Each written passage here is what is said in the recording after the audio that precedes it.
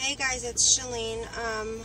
This is a video that I'm doing to all my friends and family here on Facebook.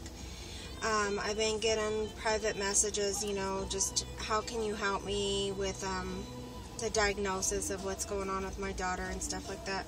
Just wanted to do an update and talk about it a little bit, and just feel like one of those things that I just kind of want to get out one time. I don't want to keep going over it because it just constantly it hurts to keep going over it over and over. But so last week my daughter was diagnosed with intellectual disabilities, which is formerly known as mental retardation. And so let me back up a little bit. She was born in 2005. She had many complications. I had a rough pregnancy. I was very stressed during my pregnancy. I was very depressed during my pregnancy. There was a lot of things in my atmosphere around me, and if you're my family, you know exactly what was going on. But that's not to blame. It was just the fact that I couldn't handle the life around me. But anyhow, so I want to educate people a little bit, because doctors prescribe you medications during your pregnancy, and just because they prescribe them, it doesn't necessarily mean that they're safe or they're okay. Do research on it and find out more before taking them. I wish I would have done that more. I didn't, because I trusted and had faith and had a second opinion on a doctor, and I was on antidepressant pills and I was on anxiety medication to help me tolerate with the life around me. So during my pregnancy, I was on those medications, and then after my pregnancy, when I delivered, I had a rough delivery with my daughter. She came out having a hard time breathing, and the hospital sent us home like that. We knew something was wrong. We took her back to the hospital, and during the time we went to her doctor's office, basically every time we would feed her, she would turn purple. So we knew she wasn't getting oxygen. When we took her to her physician, she said, "Don't feed her until you get here." And we did just that. When we got there and we fed her, her oxygen levels dropped all the way to the 30s. And so they transported her from her doctor's office to Children's Hospital by ambulance immediately. And in doing that, we basically got to the hospital right on time, and she stopped breathing in my mom's arms. And then they had to put a ventilator on her to keep her going and so forth. And then she had surgeries after that, which led to that she had, at that point, they had diagnosed her with laryngomalacia and acid reflux. So what they had to do is they had to do a Nissen fundoplication. It's a surgery that basically cones off your stomach so nothing could come up, only stuff could go down, so she wasn't refluxing up into her lungs anymore. And then when she was drinking the bottle, they had to get her larynx and cut the middle of it so that way it would flow into her lungs right, but then it still wasn't working. So then she ended up having to feed off of the feeding tube for 2.5 years. And during that time, we always noticed that she was delayed. We knew that she was behind on things. We knew her behavior was different from other children. We had her tested about when she was 4, and they diagnosed her at that time with ADHD, sensory disorder, and severe global development delays. At that time, with Social Security Administrative, they diagnosed her as disabled, that she was physically disabled. But because of our income, she was not ever able to receive medical care or benefits or anything like that through the government. So we've always carried her medically and just, swung it and worked through things. So now it's, 2012. I've seen all these different things going on with her behavior.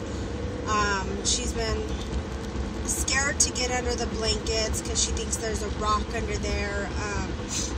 She's waking up in the middle of the night and walking around. She's not fully sleeping. So we had the first test that we did on her was a sleep study test where she stood in the hospital overnight. They wired her up and got some data to find out if she was hitting all the sleep rounds that was needed. And she was hitting all the sleep rounds, and she was not having any seizures during that time, and she was not having any sleep apnea, anything like that. So the sleep study came back good. The next step was to see neurology. We went and met with them last Wednesday. I expressed all my concerns. He's set up a sedated MRI that she needs to do Christmas Eve. So basically what that means is they're going to be looking in her brain to find out if everything is in her brain that needs to be, it's in place where it needs to be, and that there's nothing extra that's in there. And to find out what nerves are connecting with what nerves and that they're in the right place and so forth. So that's a test that's coming up here soon. The main test that gave us a lot of results was actually written test, and that was done through Children's Hospital. It was, they tested her for autism, ADHD is still apparent. They did some behavior analyzations, and they come to find that, sorry, I was looking at my time. They come to find that yes, indeed, she does still have ADHD. She still has the sensory disorders. But where her IQ tested, and this is the second test that was done because her school actually did testing as well, and it scored very low, but they thought that it had something to do with her behavior and how she was behaving during the test.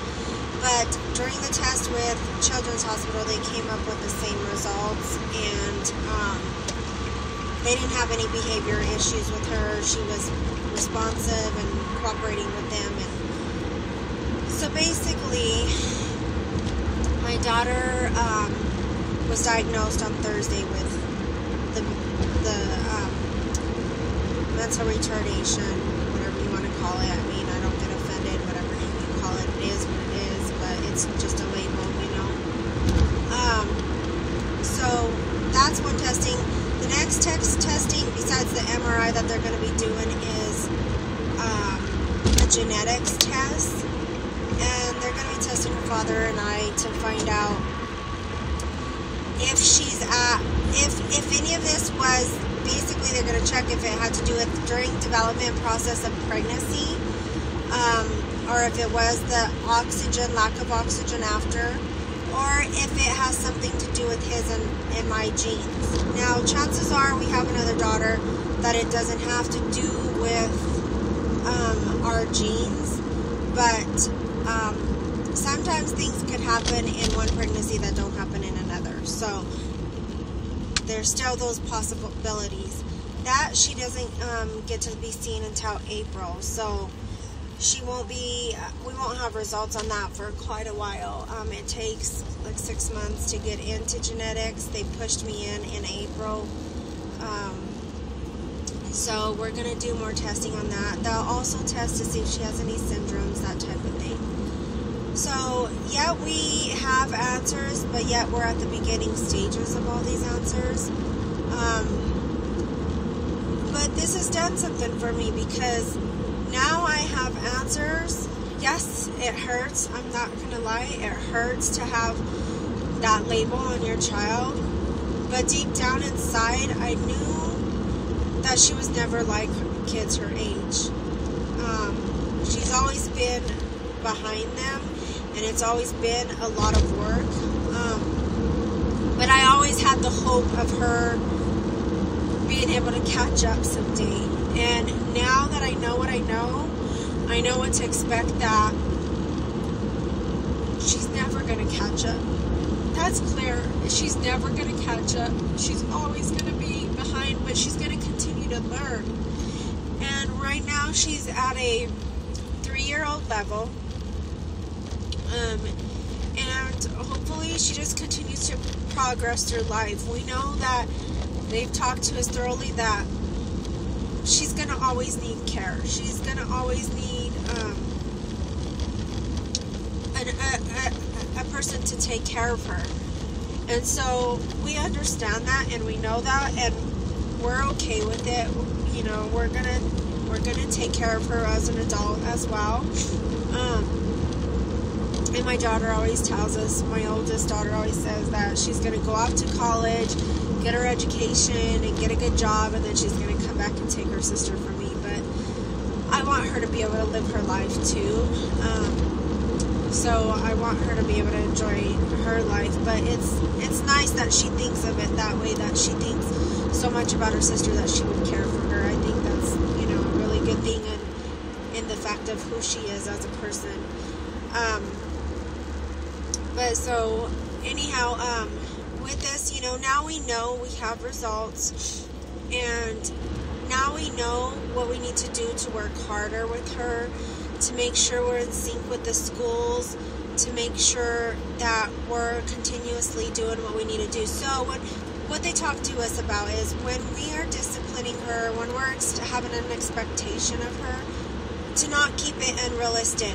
Keep it at a 3-year-old level. So when she's playing with other kids, if she's disturbing them, fighting with them, or doing something, it's going to be at a 3-year-old level. So we always need to back it up, and if she's doing something wrong, discipline her at a 3-year-old level where she understands. Because if we're doing it at a 7-year-old level, life of her age, then we're not gonna be able to, she's not gonna comprehend it, and we're gonna set ourselves up to fail. We're gonna become frustrated with her. She's gonna be frustrated because we're not at the level that she needs to be at. So, you know, it's not an excuse for her to not be disciplined or not be told what to do or not to push her to exceed higher. You know, that label is not to stop her from growth or stop her from being the person that we want her to be, because even with the disabilities, people have comprehension of some things. And so we'll find out more with the MRI what part of her brain is communicating, what part is understanding, and how much, you know, she's retaining and so forth, and that should help. But that is an update of what's going on with in our life right now with that. It's a road ahead of us, but we're going to be fine, and she's going to be fine. And I think that it's such a blessing that we have a family unit together, that we work together to take care of her, and it's a blessing of the people that God has put in our lives that have had such a kind and sweet spirit towards Denasia. Like, you know, growing up with her a little bit as she was a baby, it was always conflict with her and other children. We understand it a little bit better now,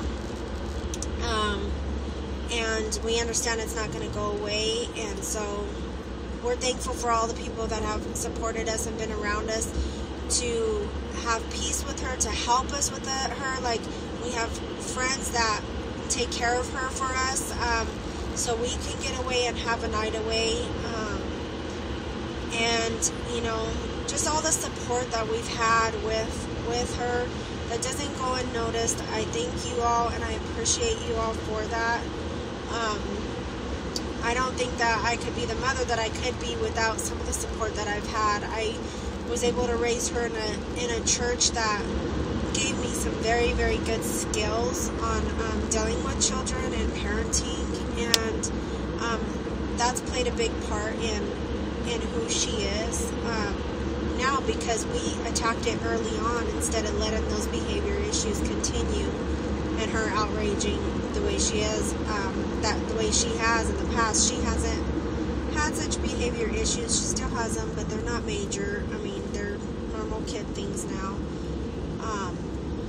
But I just want to thank everyone for your support and just your understanding and knowing she's going to be okay. And, you know, this doesn't, you know, it's not a bad thing. It's a good thing that we have answers now, so we know we could move and progress with her. So thank you, everyone. I just wanted to give you an update on that, and I'll keep everyone posted on test results and what we find out more. And, you know, if anyone knows of any support out there that there is to help us, you know, we're open to that too as well. So we'll talk to you soon. Thank you. Bye.